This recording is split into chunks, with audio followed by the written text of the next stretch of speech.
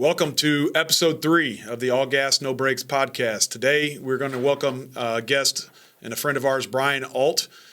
He is a recruiting expert and wears a lot of different hats. So we're excited for our listeners, our alumni, our fans to kind of take a deep dive into what Bryan does and what he does for Midwest high school athletes and the things that he does from a recruiting standpoint. So it's going to be a great episode. We're excited to bring this to our fans. Welcome to the episode 3 of the All Gas, No Brakes podcast. What we rep, Lafayette, Jeff, Broncos, let's go. All gas, no brakes, LJ for air, let's play. What we rep, Lafayette, Jeff, Broncos, let's go. All gas, no brakes, LJ for air. Let's play. What we rep, Lafayette, Jeff, Broncos. Hey, we're back with episode 3 of the All Gas, No Brakes podcast, and we're hitting mid-March, and this is kind of the turning of the leaf for the new recruiting cycle for all of the 25, 26s. They're kind of moving on 25s to 26s, and who better to have on and talk about that stuff than the Midwest recruiting coordinator for national preps and the 24/7 insider for Notre Dame recruiting. Bryan Ault's here with us today, which we're really happy about. You all know head ball coach Pat Shanley over here, and I'm Jacob Wanner, passing game coordinator for Lafayette Jeff. Bryan, first off, thanks for coming down, making time out of your schedule. One of the first things when I was looking you up that came across all the time, road warrior, never sleeps, constantly grinding. So the fact that you're willing to kind of cut a piece of your day out and come talk to us is really awesome. So I appreciate that. For sure, man. Anytime. It's a beautiful day, too. No doubt. Day to come up. I was going to say a minute ago to you, one of my favorite things that you tweet about is cutting grass. I don't know why I enjoy that so much. So I'm a little surprised with it being so nice that you're not out. I saw you were hating on voles not too long ago. Yes, they completely ripped up our front yard, and we take such good care of it. My wife and I do, and so that's a mess. But it's awesome. We got them killed. The other thing I really love about what you tweet is you constantly tweet countdowns of when the season's going to start. Yeah. So it's easy for me as a coach now to know when football season's about to start because you're always tweeting out how many days are left. Do I wish there were more Jeff football players in those photos? Yeah, but I do respect to give some of Lando's work. Yeah. But it is really awesome that you do that for us. So. I guess I kind of want to start with your background a little bit, okay? And I CIA'd you and dug real deep just because I like to know what I'm talking about. So you start off in Seymour, Indiana, close-ish. You're writing as a high schooler, NFL and college articles, and then you jump into political content. How did that happen? Yeah, let's go back a little bit. Okay. So I was born in Seymour, but I went to Brownstown Central, and so I grew up in the country west of town a little bit. Started off in high school. I couldn't play football. It was impossible, and I'm not a big fan of people telling people that they can't do something. Okay. But I truly could not play football just because of a number of factors. I had 3 disabilities growing up, so that made that impossible from happening. So it's not like I wanted to. It would have been awesome, but I couldn't. So anyway, going back a little bit more before high school, I always worked, and I think that kind of speaks for my work ethic is. We talked about dirt track racing a little bit before we came on here. My dad and uncle raced dirt late models. And so I was a part of their crew, and so that taught me a lot about work ethic and everything. And then going to college, when I went to Franklin, that was when I started into journalism. And so started off, though, in high school writing columns about the Colts and the NFL and stuff like that. And then when I went to Franklin, that's probably where you saw the political stuff, as I was also a member of the State House Bureau that covered politics. Yeah. And so that's probably where you get that from. But I did that for a winter, I think. And then I was an intern, I think, for another publication there before going on into football. So first off, I grew up in California, and flat tracks and quarter midgets were huge. Yes. So I personally never did any of those things because you have to be insane to do flat track racing. But I just thought that was really out of left field since I don't know you that well personally. It was like, wow, all of a sudden dirt track racing coming out of nowhere. So that's kind of awesome. So Kyle Larson from California, right? he Yeah, is heard indeed of from that name. California. Yep, And Jeff Gordon too. Yeah, for sure. So not a huge racing guy. Yeah. Another small town guy here from Rensselaer. Football can be a cultural thing for small towns, and then so you don't get to do football for several reasons. And a lot of times, in my experience as an educator and just in general, kids who don't get to play football sometimes fall out of love with the sport and kind of find other paths. So, what kept you in that mindset of like, I'm going to be a football scout or writer or whatever you were feeling at the time? Well, I think for me it was just kind of a good refuge because I had a really rough high school time. Just got picked on a lot and everything like that, and so I didn't really have a lot to entertain myself with. But watching the Colts on Sundays obviously was really really fun, and that kind of started that interest, I think. And then I think for me it was just I kind of wanted to learn more about the game all the time, And I remember when I was in Indy for my birthday that year, it was the combine was in town, and so I remember like we were gonna go out for dinner somewhere, and then I remember approaching an NFL scout, and I said, it's like, so what do you do? You know what I mean? And he just kind of told me what he did, and he gave some advice on how to break into the game a little bit, and so that's kind of how that all started. But yeah. How old were you when that happened? I was like probably 16 or 17. Okay. I was pretty young, so. So you kind of knew then that that's the path. Mm-hmm. Yeah. Yeah, kind of. It's been kind of a wild and tumble journey to get there, but yeah, that's kind of what I did. And like, if you were to give a little bit of advice to kids that potentially were thinking about getting into that, because as we all know, and every coach and every scout and every person related to football, when November hits, we start seeing the tweets of it's going to be your last game. You're never going to get to do this again. Thinking about a career. So these football players that play their last game and don't get to play the game anymore, who aren't necessarily wanting to get into reffing and coaching but want to be around the game, what would be some advice you would have for like a 17-year-old, 18-year-old that's looking to kind of get maybe where you're going? I would say don't try. Okay, No.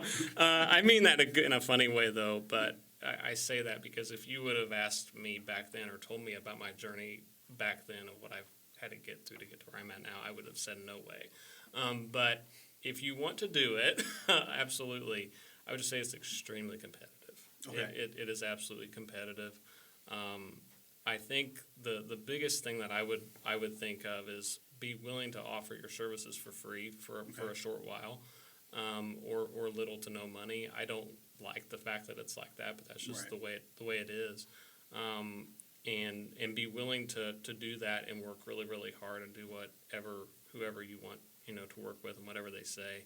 I know in the personnel world, and this is kind of with recruiting a little bit, which we'll talk about later, but the opportunities out there for that now are much greater than whenever I was starting off. Because Division I programs at the time, like they had usually a recruiting coordinator who doubled as a position coach, and then maybe a GA who did football operations or things like that. But today, that world has completely changed for the Power 4 programs. Right. They are basically now developing full-fledged scouting departments. Like the NFL model, right? Yes, Yeah. exactly like the NFL model. And they have a GM now. They have directors of player personnel now. They have an army of people, student assistants and I see recruiting assistants. teams constantly tweeting out, this person's now recruiting coordinator, this person's GM. It's pretty wild to see the shift. I mean, it's only been like 2 years, though, right? It's shifted fast. When I went to the personnel symposium in Nashville like 6 years ago, and that was when I was kind of in between jobs, so I went down there, and the number of people in the room would probably fit like a coaching clinic talk, you know what I mean? Like maybe a good coach, you know what I mean, who goes and shows us schemes and everything. But I went last fall or last August, and that size of that room has easily multiplied 5 times. I mean, it's just a rapidly growing aspect of the game. I mean, you're having $1 million general managers now. I mean, it's crazy. Do you see a lot of people try to get into scouting and then kind of flush their way out of it, or is it hard to find people to do scouting? I think it's hard to find people who do it well. Okay. Honestly. But I think the biggest thing is it keeps growing. You have a lot of people starting off student assistants, and there's a way to work your way up. Now that didn't exist when I was, back then. I think if this would have all been available when I was in college at the time, my path would have looked a lot different. Yeah, because researching you kind of do some zigging and zagging here and there. Before we kind of get real heavy into the recruiting part of it, you're a really good writer, by the way. I read an op-ed that you wrote about how the NFL needs to move away from the frat boy circle of GMs and coaches and kind of expand their vision. And you named several Indiana high school coaches as people that should maybe get some consideration for next level. And I was kind of blown away at the way you write. I've only really known you as Scout Bryan Ault. I didn't know all this writing background you had. So I guess more or less what I'm trying to say is I was really impressed with the way you write information down, and I'm sure that benefits you extremely with your scouting reports are probably very detailed and very well written. And you think that's probably contributed to your rise up to, now you're the lead scout for my favorite college football team in Notre Dame. That kind of got me a little excited. I was like, hey, he's over here grinding for my team now. So you think that probably helped you just being a proficient writer first before getting into scouting? Yeah, I think it's important because you have to be a good communicator. You have to communicate your ideas very clearly. And, you can't just, verbally say that. You have to produce it in some type of hard written form. And so, yeah, I think that definitely played a role. And just getting in journalism with, Franklin and everything, which I went to school at and everything, that definitely fostered that for sure. And then they got a secondary degree in physical education, Yeah. which is that one threw me off too. Where I was kind of like, dang, I had the writing degree, and then you went and got a physical education. Did you plan on doing something different? No, I didn't. So when I was in Franklin, when I started off at Franklin as in student assistant, so I wanted to go to the NFL. I wanted to do what I was doing now and go to the NFL, okay. And it didn't pan out. There were so many dead ends, so many blows that just no opportunities came up for me. And so I was at kind of a decision point, what do I want to do? So I decided to go to Ball State and volunteer for Pete Limbo's staff when he was at Ball State. And that year, they had a really good year that year. Finished, they beat South Florida up in Muncie. We beat IU down in Bloomington, and thrilling wins.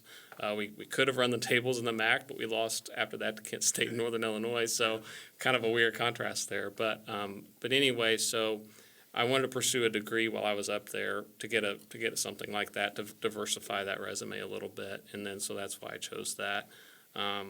I did it for a year, and then I put it off for like 4 or 5 more years. I didn't finish it. Right away. Yeah. So then a few years later, it was kind of like my wife just kind of brought it up, and so I gave them a call, and they said, yeah, you have to finish it by the end of the year because our program is getting completely revamped. So that year I had to do a lot of reading and writing and working at the same time. Yeah, it was pretty chaotic to get that finished. But we have a coach in our program, well, I think 2 that are currently either pursuing higher level or getting their degree, and it's like watching them try to be a parent, husband, coach, and do all that's insane. So I can only imagine with the amount of traveling you do too, it's crazy. Yeah.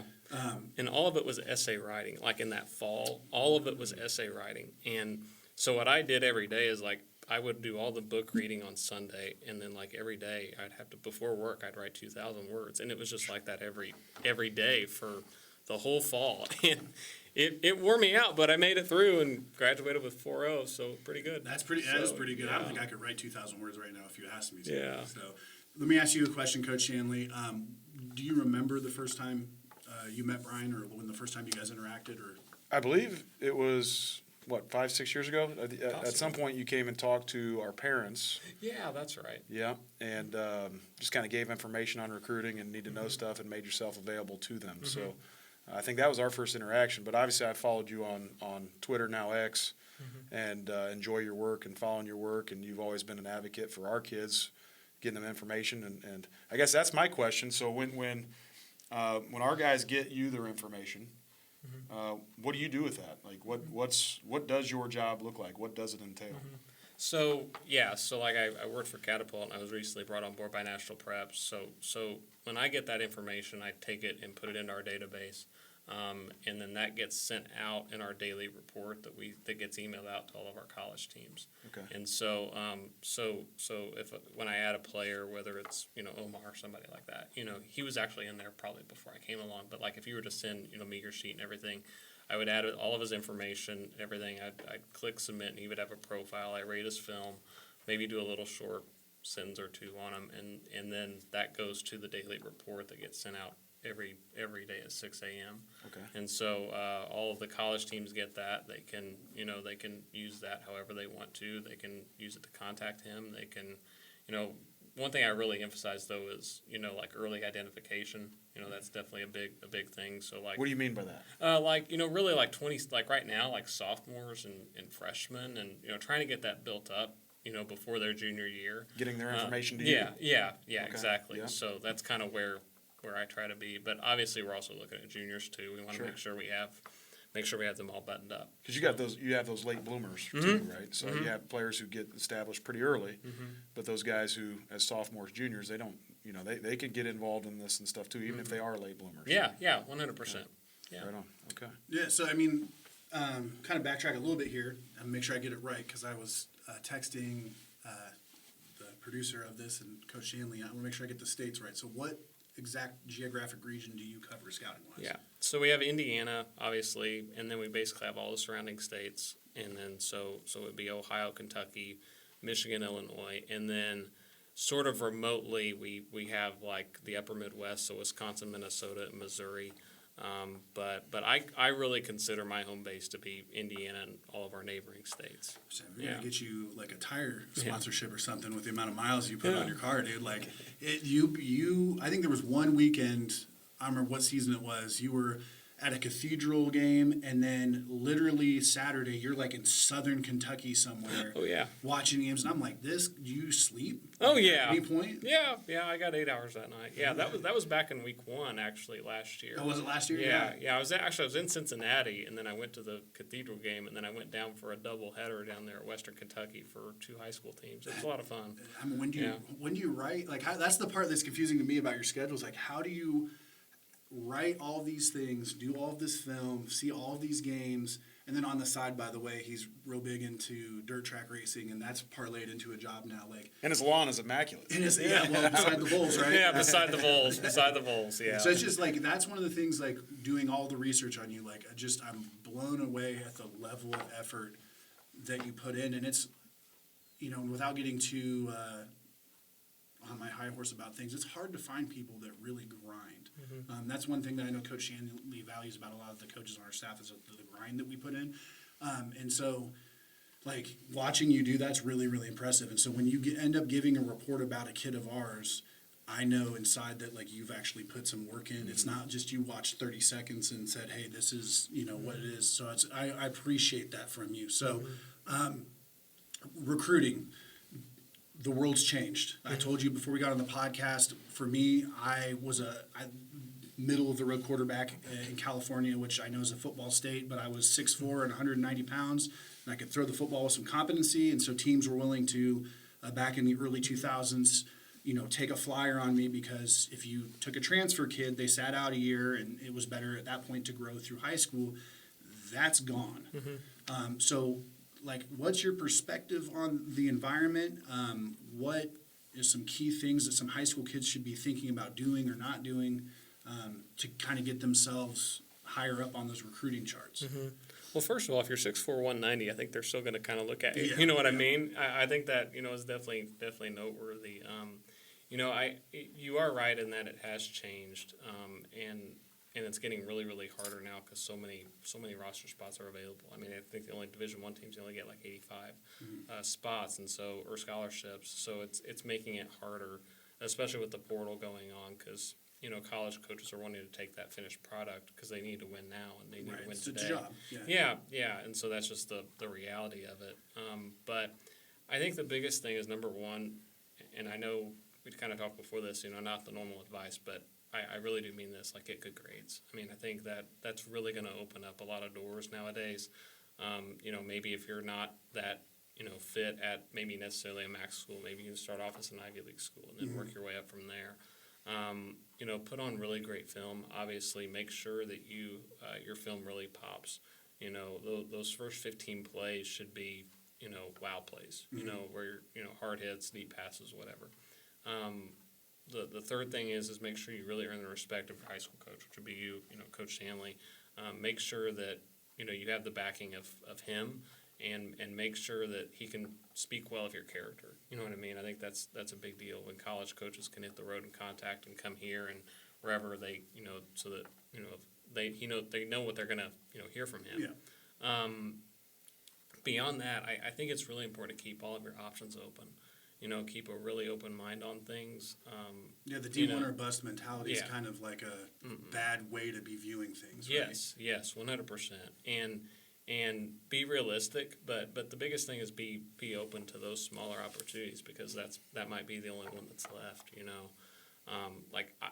If I had a MAC offer back in like December or January, I probably would have committed for it, and just said, okay, that's it, I'm done. You know what I mean? Get your foot in the door. Yeah, they're not going to stop recruiting. The P4s aren't going to stop recruiting just because you say you've committed to a MAC school. Right? Yeah. But, I mean, at the same time, like, if you go to Ball State, you can hit the portal and go somewhere bigger. People have said that the portal is bad, and there's things about it that I think could be changed. But I also think it's good, because without the portal, Indiana couldn't have done what they did last year. You know what I mean? There's no way.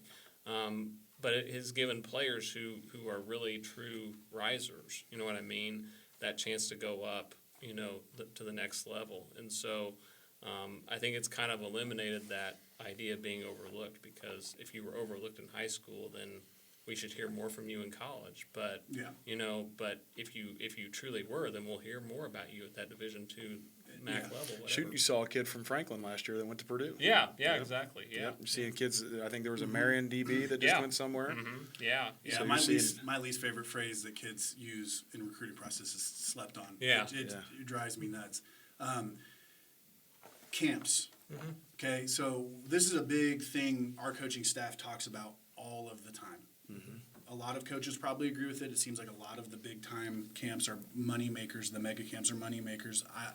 How do you feel about that? We do the college day in hopes that our kids don't have to do a ton of camps. You still obviously got to get on campus, but like, what's your feelings about that summer process of kids going to camps and things like that? Well, I don't think they can go to a camp every day. You know what I mean? You don't want to wear your body out. I would recommend at least one of the mega camps. You have a lot of college coaches there in one place. I mean, UND does a really good job, and Coach Keevers does a very good job. I would recommend maybe IU, go to like one of those one-day camps at more regionally. So like, let's say it's IU or Purdue, but then maybe branch out after that. Maybe try North Central in Illinois, or anywhere that's within reasonable driving distance, but try not to overdo it. You know what I mean? That's the big thing. And one idea that I had like recently is like, if you're like a freshman or a sophomore, like you're just beginning the process, maybe go find like a camp at a good Division II school. You know what I mean? Get on the radar first. Yeah. Get a feel for that atmosphere too, right? Well, but for one, get a feel of the atmosphere. You're going to get great coaching, but here's the thing though too, is those Division II teams that are really good, those coaches are going to go up to Division I. You know what I mean? They're going to move up sooner rather than later. So if you can kind of develop an early relationship with them, you're going to get great coaching. So that's going to be good. That way they can know about you. You know what I mean? So like if they get a call in the fall or after the season and they say, hey, if they're a Marion now, you want to go to Ball State or something like that, they've heard of you now. And it's you're 100% correct. Those coaches move up. My head coach in college at St. Joseph's College was Lou Esposito, and he's the D-line coach at Michigan now. So those guys. See who he just hired? Who do you Dave Denham. No, that makes sense. Denham's I mean, the it makes sense. assistant Denham D-line was coach at St. Joe with me too. Yeah. But they do rise, and that's something I tell our kids all the time too. If you have a lower level coach that comes in, give them the respect and courtesy that you would a big time school, because you don't know. If you're a sophomore, you don't know in 2 years where they're going to end up, and they may remember that. So I think that's good advice. I tell a lot of our seniors going to be seniors, kind of the same advice. If you're a junior going into your senior year, you shouldn't be going to Michigan's camp if you're not carrying an offer, or at least them communicating with you, because that's, again, another waste of money. That's when you should also be scaling back and looking at the D2, NAIA, D1, it's not AA anymore, FCS, Right, is that advice you would say too? Is it's kind of like by the time you hit your junior going into your senior year, it's time to start scaling back on the schools you're going to as well. Yeah, I think so. And I think by, in your freshman and sophomore year, you can kind of dream big. You know what I mean? You can. But as the process goes further and further down the line, you kind of have to really bring your expectations and ideas and everything into a lot of more clear focus. You know what I mean? Yeah. How far back do you guys go on scouting? Because I swear, I just had a guy, and I can't remember his name on Twitter, just followed me, and in his bio it says that he's scouting 6th, 7th, and 8th grade. And I don't think he was with national preps necessarily. Yeah. Like, is it really like that now with scouting? Like, they're going all the way back to. I don't know. I don't know who that guy was, but I know for us and for me, like, I mean, I think middle school is important. You know what I mean? It obviously is, but I think the freshman year, you know what I mean, just as until we get some film, you know what I mean, I think until we get to that point, it's way too early.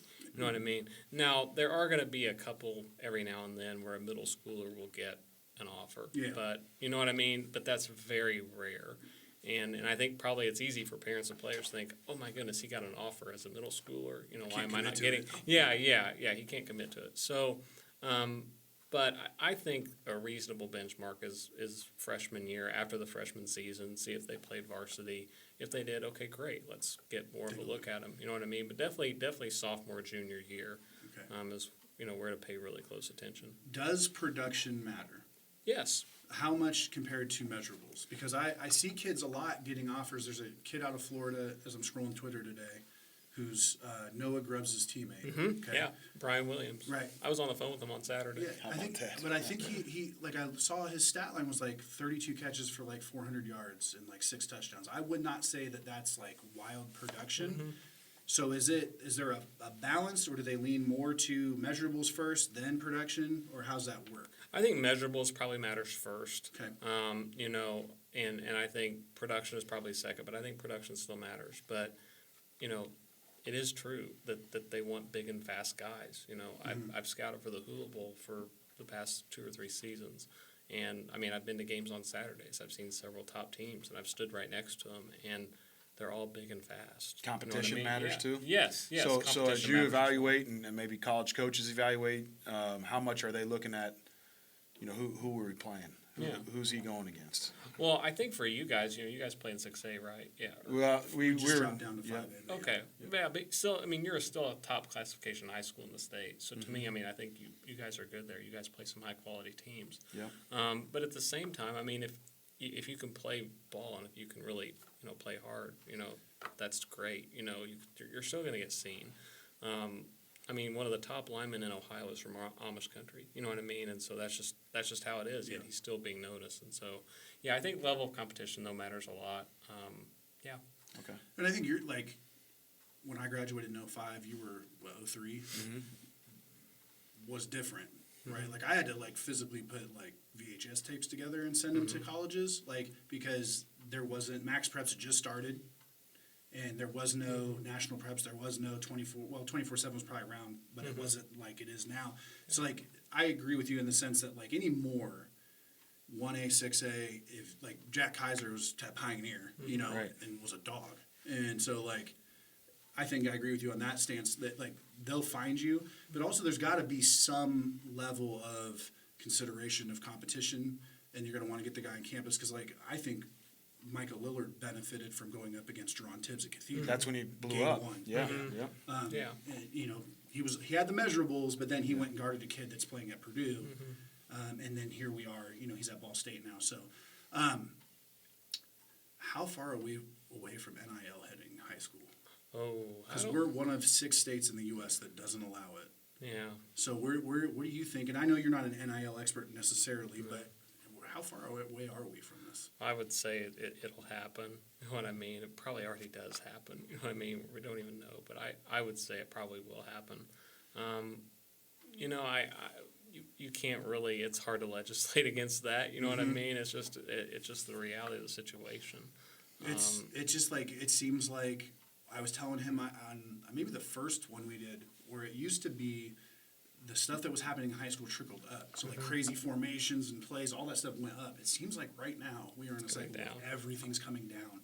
And I'm not prepared to do this? Like, do you feel like you're ready for NIL to hit high No, school? And who like, is? how do you Yeah. manage that? And like, I have no idea, honestly. That yeah. would be insane. I mean, that would just, it's kind of hard to think about it when you even say it. You know what I mean? I mean, I support NIL for college, but to think of it coming to high school I'm just kind of blown away about that as you all are. yeah. So like, again, doing some research today, there's 6 states in the U.S. that don't allow it at all, which is Ohio, Indiana, Michigan, Alaska, Kentucky, and I can't remember the 6 off the top of my head, but it's like kind of the Midwest.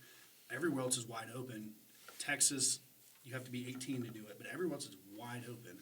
And it is insane to think that, like, potentially if you're a dude in Minnesota, that you could be doing, like, car ads and getting paid at 16, 17 years old. Like, that's insane, right? If you're Leonard Fournette in high school, like, he'd have made a bunch of money. He'd be making more than both me and you make coaching football in high school, which is crazy.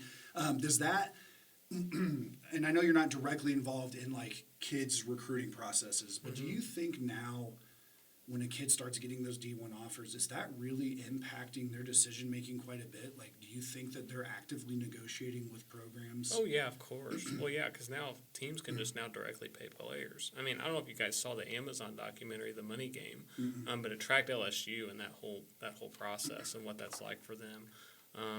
But, yeah, I mean, I think that's definitely – I mean, now they have people hire agents now to represent them to get deals. In high school, they have agents. Oh, I mean, in college, Okay. yeah. I don't think in high school. I don't know of any, Okay.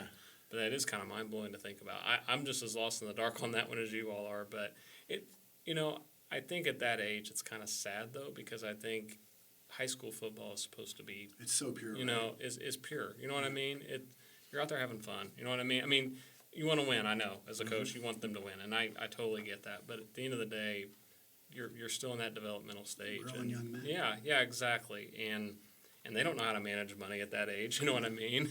I didn't in college. I can't imagine being a 22-year-old kid that's got a $500,000 NIL deal. Yeah.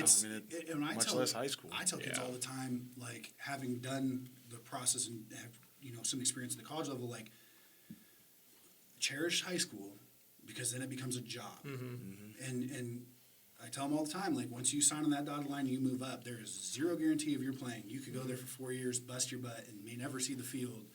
And you have to do it because you love football, because it's a job. At high school, like, Friday night lights, the community, like, you will never feel that attachment again like you do at high school football. See, I do agree, like, they've got to, like, hopefully keep NIL out as much as they can, because keep it as pure as possible. So, a little bit from your perspective here.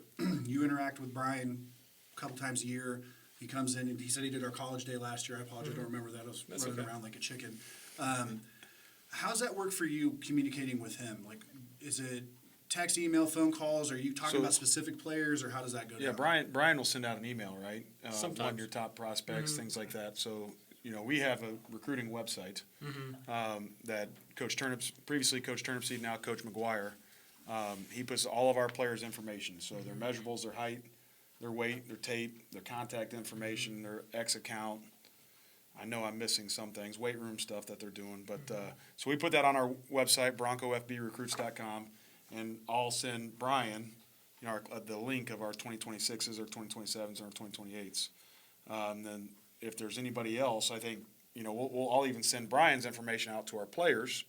And if you want this recruiting expert to have your information and get it in a database, send it to Bryan Ault. So really beyond that, the invitation each year to come to our college day, we certainly love having his presence there and seeing our kids compete and seeing them in action. But beyond that, Bryan, am I missing anything? No, not really. Occasionally I just hit you up for random things. There's a player you asked, we talked about recently, you know what I mean? And I said, hey, send me a transcript. I'll send it out. So, yeah.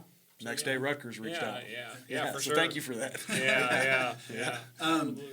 Are those college days, like, do you see those on the calendar? You're like, thank God. Like, yes. I don't have to, like, drive to 27 different locations. So that's recent. That hasn't been going on very long. I like to think we started the trend in Indiana with that. Probably didn't. Yeah. But We were a little behind Indy. Okay. Yeah. But we were close. Yeah, but we were close. So, like. Those are awesome. Okay. 100%. Those are awesome. And I like how your guys is kind of like the week before Indy to kind of get everybody, you guys in Fort Wayne both do, theirs kind of in the same week, but those are great. Ohio does them too, and they really jam pack them in. Like I kind of thought 6 per day I think is the average around here. In Ohio they do like 12 per day. Wow. And so it's like one school after another. I mean, you don't have time to stop for gas. I mean, you got to be at the next one. So what's so good about them? What's the benefit for our student athletes and I guess student athletes in Indiana? Yeah, I think they're a great chance to work out for free in front of college coaches. I mean, you can't beat that. And all the Midwest teams will be here. Some of the Ivy Leagues will come to those, obviously. They're a great opportunity to get free exposure for free, and you get they get an in-person eval on them, and you have all their information there. You do the combine testing, which I thought was really good. I haven't seen a lot of teams do that. Yeah, Coach Dunkel has all our electric. Yeah. It's it's NFL combine model. Yeah. So a little shout out to our strength coach. Well, I guess our sports performance coach. I don't want to call him strength coach. He's the man. bothered by that. That's outstanding. Yeah. That he's able to do that and coordinate all that. Yeah, that is a great opportunity for any player to really shine, at all levels. And if you're a college coach, you got to enjoy that too. Yes. Because you get you get 6 different schools in one day, right? Yeah. Or in Ohio, 12 different schools in one day. Yeah. And see them. That you don't have to worry about them getting on your campus. I know for me personally, I like it because it's we've got during that spring evaluation period, we've got 40 coaches that come through. They're allowed to come twice, right? Is that correct? So that's one of the 2 times. So for me, in the spring, I get to have more attention on my team in class than I love when they come, but it's time away from your team when you have to host them. Yeah, those are awesome, and I think Indiana and Ohio has really exploded. Like they're doing more and more. But yeah, you're right. That was not a recent. That's been more of a recent development, and more schools and teams are doing them. I've looked at the calendar released this week, or the Cathedral coach sent it to me, and it looks like there were more than last year, maybe 1 or 2 here and there, but. Yeah, those are great, and I think that provides a perfect opportunity for everybody. I mean, you can't really say you were slept on if you went to Lafayette, Jeff, and you had this free college day. You know what I mean? Right. You can't doesn't get any better than that. So every school within our state and every surrounding state, and beyond that, I don't know who Coach Barth is sending it to, but I know that every college at every single level within our state and every state that touches it is invited to our college day. So it's a great opportunity. Yeah, it is 100%. Have you seen doors be more open to you now? How was it 10 years ago when you're kind of getting into the whole? I know it's probably a little more than 10 years ago now, but was it a little more difficult to get into high schools initially? Did you have coaches that weren't like exactly like friendly or warm to the idea of this guy coming in and doing this? And has it like kind of been more available to you now? This is just more of my curiosity than anything. Yeah. I never really experienced any hostility toward me, honestly. There have been a couple, but by and large, the vast majority of coaches in this state and in this region are awesome people. And those that aren't, if you're just friendly to them, you know what I mean, they'll relate to you. You know what I mean? It's just that simple. I definitely haven't ran into a bad apple around this sate at all. There are a couple in Ohio, but Ohio has like 700 schools, so you know what I mean. It's like they're proportionally, you're going to get that. But by and large, I mean, I just try and treat people with respect and dignity, and respect them as respect their role as coaches. I realize they have a busy job. They want to protect their kids. They want to help guide them through that process. So I just try and be friendly and hope for the best. Gotcha. So you see a lot of football through the Midwest. I grew up in California, and historically speaking, California, Florida, Texas, Ohio, Georgia, big football states. I feel like in the last 10 years, Indiana's made some giant strides. I was looking at like the 300 commits, and we were in the top 10, 12 states of producing. Have you seen the level of football and quality of football like exponentially rise in the Midwest? Absolutely, 100%, and especially in Indiana, because I mean I remember when Detroit King or St. X down in Cincinnati or Louisville, either one, like they would come to Indianapolis and play Warren Central, and we'd be sitting there praying we don't get beat by more than 2 touchdowns. You know what I mean? But now Indiana teams are beating those teams, and they're getting more and more of a challenge. So I think in the state it's gone up, but I think around the region it has too. I mean, we've seen back-to-back years where a Midwest team has won the national championship. And, I work for 24/7, so, but I thought Rivals did a really neat little graphic after the game. It showed where all the high school, or where it mapped out the states in the country, and it showed, how many each state had. And, tons of them came from Ohio. Now, obviously, that's because Michigan or Notre Dame, and it's Ohio State. You know what I mean? Yeah. But it's still an impressive number. And, I mean, and when you factor all that in, the whole area has really, done a good job. And I think Ohio has as well. I mean, I think if you're a Division I coach, I think you have to look at players in Ohio if you want to win. I think Ohio State has shown that. I think Michigan showed that the year before. And, yeah, I think it's definitely a big shift. When I first got to the Midwest, my first high school football game I ever went to was Rensselaer Central North Jetson. Oh, wow. And this is 2008. And I'm like, this is Indiana football. Like, I grew up in California, and I'm like, okay, and then got into coaching. And, like, I'm telling you now, man, like, I feel like we can go toe-to-toe.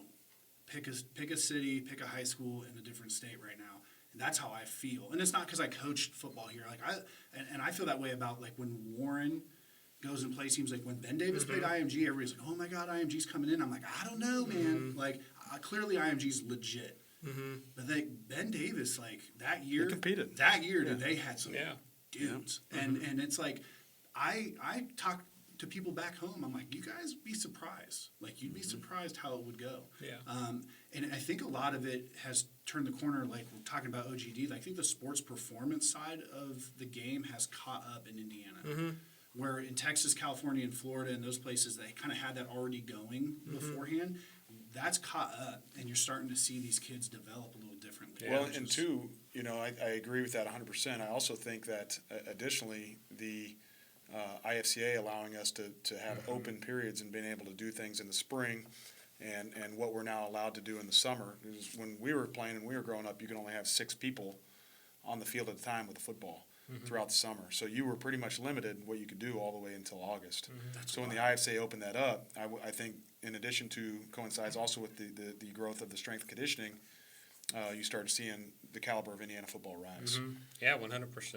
And, I mean, Archbishop Spalding, they're going to play Brownsburg to open up their season coming up this year. I shouldn't say anything bad about Spalding because that's where my boss is from. He went there. So you guys have a bet or a wager? No, not yet. That one. Not yet. But we'll see how it goes. And I think definitely it's going to be interesting to watch in the future. But I think you're right, exactly right. How they loosened up those rules is going to make football better naturally. We'll see Brownsburg this summer, so we'll give you some insight. Yeah. Coach Hart does a great job. Yes, I know he does. They had a lot of sophomores playing in that state championship team. Yes, so he did. We're looking forward to seeing them in the summer. So I would assume that you're starting to really ramp up, or is it always just on 10? How does that work for you? I would say in the spring is actually kind of more challenging than the fall. It's kind of weird, but a lot of things are happening in the spring. There's a lot of high school coaching changes taking place because in addition to the players, we have to monitor all the changes in high schools. And in this region in particular is very volatile. Like Ohio has 100 firings just about every year, or 100 changes. I shouldn't say firings, but 100 changes. Kentucky had 50 last year, which is like 1/5 of the state. So there's a lot of changes happening. So I have to really keep track of that and find the new coach who gets hired. Like I monitor like 5 message boards to make sure I track everything right, and several websites. But trying to stay on top of that is a big deal because that coach's directory that we have is really important for the product. I mean, I honestly treat that sometimes as more important than the players, honestly, just because having that information up to date is a big deal.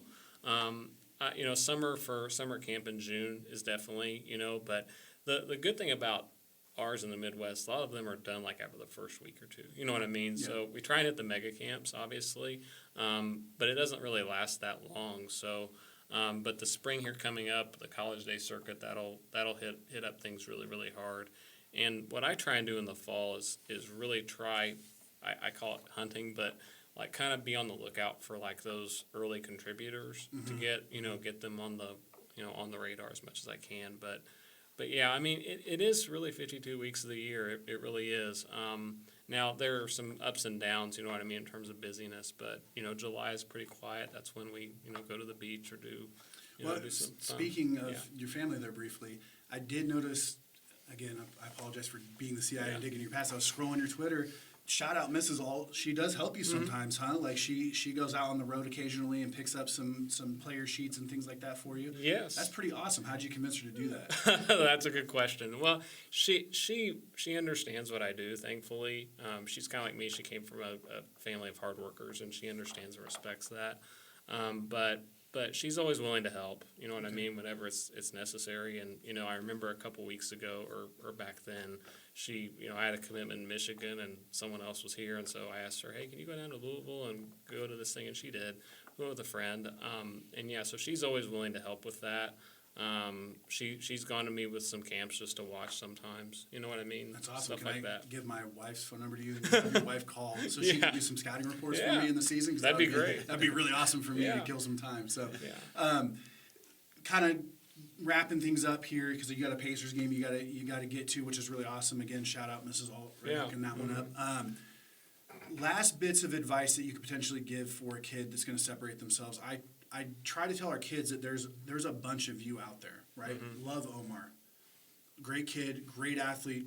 I think all college coaches should take him if they can. But unfortunately, I feel like there's hundreds of Omars out there, right? So how does an Omar Williams in this cycle now, he's getting down to crunch time, how does he separate himself out? What is things he could be doing right now to really finalize his stance on somebody's board? I would say get your body in shape for college camps right now. That's kind of where the focus is. Get yourself in as physically ready to perform as possible. Be living in the gym right now, and like I said, just really shine at college camps. Like that's where the big thing is, and perform well. Keep finishing strong academically. At the end of the day, guys, it really is the same three things. I think if you have a good word from your high school coach, if you make good grades, if you have enough size, speed, and athleticism, you're going to get noticed. You know what I mean? Yeah. You're going to get recruited. And if you have those things, you're going to get it. And I think he's a player who does. Now, that time and that process is different from each player, but I think that, he's going to get what he needs for sure. That's awesome. Yeah. You got anything else? No, I just, again, thank you for your time. Appreciate you coming in, and hopefully our listeners all have, taken something away from it. At any time, we need to make sure when we put this information out, we get Bryan Ault's contact information. So if any of our parents or players want to reach out to you, I assume they have the green light to do that? Yeah, for sure. Awesome. Yeah. Okay. And I appreciate it. Again, enjoy the Pacer game tonight. Will do. I'm really, really thankful that you were able to come down and do this today. It's a big deal for us, trying to get this thing started, have someone, not necessarily that your stature is so crazy, but it is really nice to see somebody take their time out and come here and do this. So I know that you're a scout. I know you got a lot of teams you like and a lot of coaches you like, okay? But how we end the podcast is we're going to count down 1, 2, 3 and say, go Broncos. Do you think you can do that for us? Yes, 100%. Right, and then if you want to say go Irish, I'd be okay with that. But there's a lot of Purdue guys on our staff, so they might hold that against you. I don't really have a favorite team, actually. It's really weird. So I'll yell go Broncos. Except absolutely. outside of the Broncos. Yeah, outside of the Broncos. There you go. Yeah. All right. Well, we appreciate wrapping up episode 3, All Gas, No Breaks. Bryan Ault again, thank you for your time. Head coach Pat Shanley getting us carried through the finish line here. So got it on 1, 2, 3. Go Broncos. What we rep, Lafayette Jeff, Broncos, let's go. All gas, no brakes, LJ for air, let's play.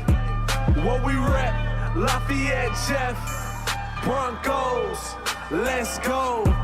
All gas, no brakes, LJ for air, let's play. What we rep, Lafayette Jeff, Broncos,